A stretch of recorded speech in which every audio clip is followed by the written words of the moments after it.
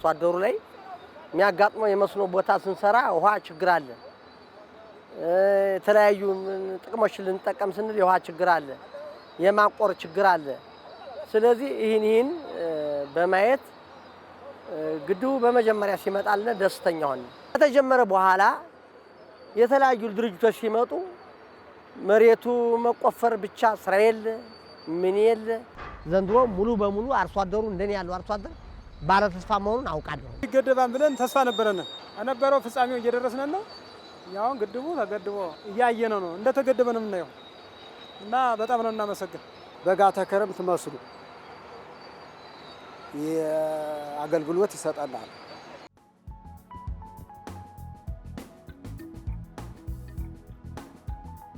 የዚህ ፕሮጀክት ዓላማ በመስኖ 17000 ሄክታርና ከዛ በላይ ማልማት እንደገና ደግሞ ለጎንደር ከተማ የንጹህ የመጠጥ ውሃ አቅርቦት ነው ማለት ነው። ይሄ ፕሮጀክት እንደሚታወቀው በጣም በሀገራችን ትልቅ ከሚባሉ በቁመትም በግድብ ሙሌትም በጣም ትልቅ 9 ሚሊዮን ሜትር ኪዩብ በአፈር በድንጋይ በአሸዋ የሚሰራ ግድብ ነው። በጣም ትልቅ ግድብ ነው። ይሄ ፕሮጀክት ብዙ ሂደቶችን ያለፈ በጣም ረጅም ዓመት ያስቆጠረ በጣም የዘገዩ ከሚባሉ ፕሮጀክቶች አንዱ የመገጭ ግድብ ግንባታ ፕሮጀክት ነው። በዋነኝነት በፊት ሲሰራው የነበረው ተቋራጭ ድርጅት የስራ አፈጻጸም በጣም ዝቅተኛ ስለነበረ ይሄ ፕሮጀክት በጣም ለረጅም ዓመት ሲጓተት ቆይቷል ማለት ነው። ያን ሁሉ ሂደት ካለፈ በኋላ ግን ከ2016 በኋላ መንግስት በወሰነው ውሳኔ መሰረት አሁን ደግሞ እየተደረገ ባለው ጥረት ይሄ ፕሮጀክት በከፍተኛ የስራ እንቅስቃሴ ውስጥ ነው ያለው። ይሄ ፕሮጀክት ኦልሞስት ከችግሩ ወጥቷል ማለት እንችላለን። ዋናው ችግር ተፈቶለት የኮንትራክተሩ አቅም የተሻለ አቅም ያለው ኮንትራክተር ተቀጥሮለታል። የዲዛይን ችግሮች ተፈቶለታል። መሰረታዊ የሆነ የበጀት ችግርም ተፈቶለታል። ስለዚህ ይሄ ፕሮጀክት በእኛ እቅድ በመስኖና ቆላማ እቅድ መሰረት በዚህ ዓመት አብዛኛውን ስራ አጠናቀን ውሃ የምንይዝ ይሆናል ማለት ነው።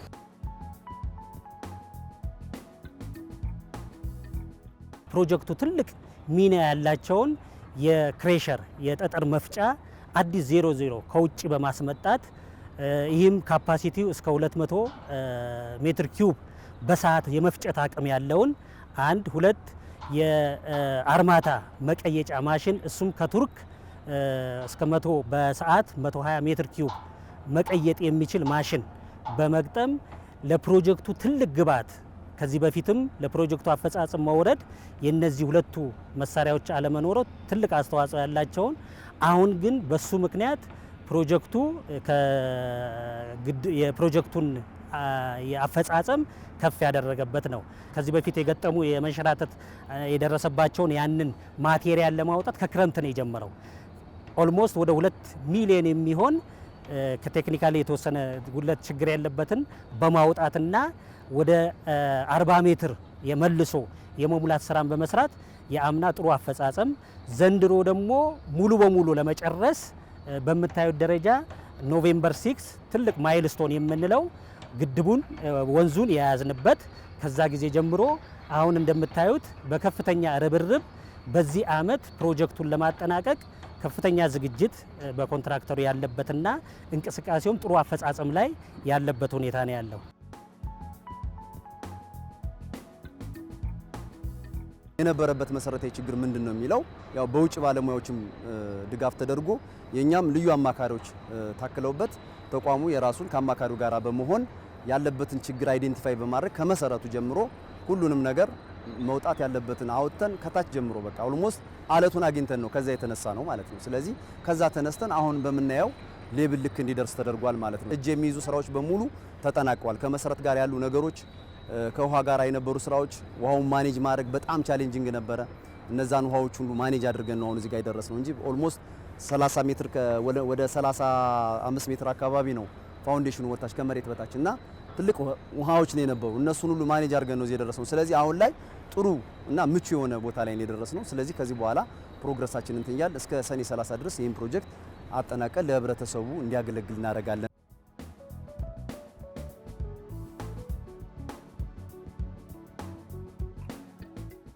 ፕሮጀክቱን በተያዘው ጊዜ ለመጨረስ 24 ሰዓት ነው በቀን የምንሰራው በሁለት ሽፍት በቀንና በማታ ስራ ምንም መቋረጥ ሳያጋጥመው በቀንም በማታም በሁለቱ መርሃ ግብር በጊዜው ለመጨረስ እየሰራን እንገኛለን። ፕሮጀክቱ በተያዘለት ጊዜ እንዲያልቅ አንዱ አስፈላጊው ነገር በቀንና በማታ ስራ መሰራቱ አንድ ማሳያ ነው። መብራት ስላለን ምንም ችግር አያጋጥመውም። ሰራተኛውም ቀን የሚሰራው ማታ ያርፋል በተለመደው፣ ማታ የሚሰራው ደግሞ ቀን ስለሚያርፍ ደስተኛ ነው። ምንም አይነት ችግር ሳያጋጥመን እየሰራን ነው የምንገኘው።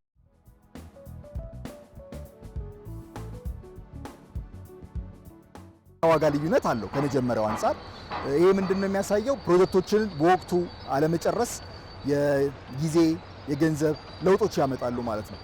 ይሄንን እንግዲህ ያው እየተማርንበት አይደለም የምንሄደው እንደ ሀገር። ይሄ ፕሮጀክት እንደ ልምድም ነው የምንወስደው። እንደ ሀገር ከዚህ በፊት የመስኖ ዲዛይን ሲሰራ ስታንዳርዶች የሉንም። የሌላ ሀገር የብዙ ሀገር ስታንዳርድ በማምጣት ነው የምንሰራው። አሁን ግን እንደ ሚኒስቴር መስሪያ ቤት እንደ መስኖና ቆላማ የመስኖ ሴክተር የሚመራበትን በጣም የተለያዩ ስታንዳርዶችን ሰርተናል። በቅርብ ጊዜም እነዛ ስታንዳርዶች ወደ ስራ ይገባሉ ማለት ነው። እነዚህ ስታንዳርዶች ትክክለኛ ዲዛይን እንድንሰራ፣ ትክክለኛ የፕሮጀክት አመራር እንዲኖረን ያደርገናል ማለት ነው። ስለዚህ ወደፊት የምንሰራቸው ፕሮጀክቶች ተመሳሳይ እድል አይገጥማቸውም ማለት ነው። አሁን እንደምታዩት ተስፋ በሚሰጥ ሁኔታ ነው ያለው። ኦልሞስት ትንሳኤውን አግኝቷል መገጭ ማለት ይቻላል።